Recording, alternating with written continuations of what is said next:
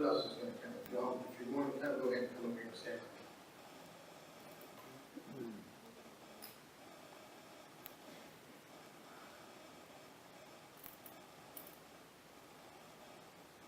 I'm so honored and privileged to see all of you here today. And I was her oldest friend. I mean, not just because I'm now old and dye my hair white, but I was born and reared in Electra, Texas. And I say reared because I was taught as a little girl that we rear children and we raise cattle, or hogs, whatever. And Betty was just as exacting about correct language as I. But when, in the summer of 1938, after my father died, we moved to Wichita Falls, Texas. And I started to school in September, and I met Betty Lou Sullivan. That was what she was called then. And in fact, the Sullivans had been old Sullivan way back, right? Okay? And we became immediate best friends. That's more than 77 years ago. So Betty gave me the greatest gift that one human being can give another, and that is unyielding friendship for over 77 years. We were always in touch. Now, several times during our lifetime, because of I was married twice, and she was married 3 times, and because of movements in locale or situations, we wouldn't talk to one another for a while.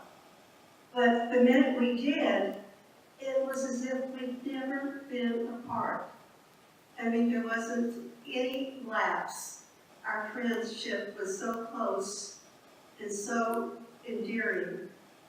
And we were very much alike. She was her family in Wichita Falls, which was a very, very rich city when I was a kid. Kids came to high school in their Cadillacs, and there were a lot of cliques. But because Betty's family, and they were very dear, I knew Gladys, I knew Jack very well. Frederick Sullivan was called Jack. But because they had very little money, and because I was Jewish, we were not in the top clique.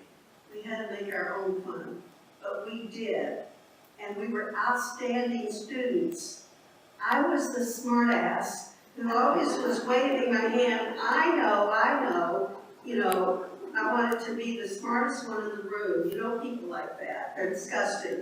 I try to calm it down now. But she, in her quiet way, was every bit, if not smarter than I. We both made, you know, very good report cards. And she went on to, we continued to really admire learning and being correct. And I share with one of the daughters, I don't know if all the daughters, I shared the same political stance. Sorry, Craig. Yeah. But if you will look at the little board outside the table of her pictures, there's one picture from a high school reunion. By the way, I went to 2 reunions with her. One when she was married to Dane Bryant, and one when she was married to Frank. And also, I went to France with her twice. Once to visit Hillary. Betty and Frank were so nice to take me. That was a wonderful trip. And then once before that, my sister and I had rented a house in Provence for a week. And we invited Betty, and that was the trip of life. Although she wore me out in Paris. We spent a day in Paris before we went to Provence. And no one could walk and take in a museum, and I think you people know about this, more than Betty. I was exhausted, but she still, you know, admiring the art, taking it all in, and she truly, there's no was never pretense about Betty. She truly loved art. And of course, you know about her work with books, so I won't go on about that. But just a few little tales about her as a kid. We rode bicycles everywhere. There, you know, you just couldn't find us. We were off and running every day. She lived about 2 blocks from me. And I get up in the morning, and the first thing I did is pull on my shorts and sweatshirt and run over to Betty's house. And Betty, who kept house beautifully, as a kid, I mean, you know what a fastidious housekeeper and entertainer she was as a woman. But as a kid, she was keeping house because her mother worked. I mean, Gladys worked so that she could provide Betty with clothes and keep up, you know, with all these rich kids in Wichita Falls.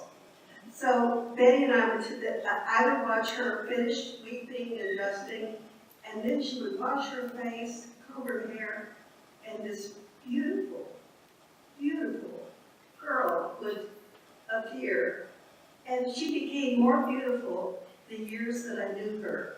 But the kind of friendship we had, I was never envious or, you know, felt belittled by her beauty, because she was not vain.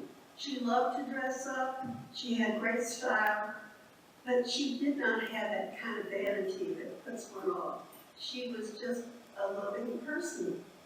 So I admired her in every respect. But we used to, besides riding bicycles, all summer long we would go swimming, and sometimes we would sneak into the officers' club, which was in my block. It was an old mansion, and they had a swimming pool, and we would sneak in there and swim with the officers' kids. And also, once we turned in a false alarm, and then we had to ride our bicycles way out into town, so nobody would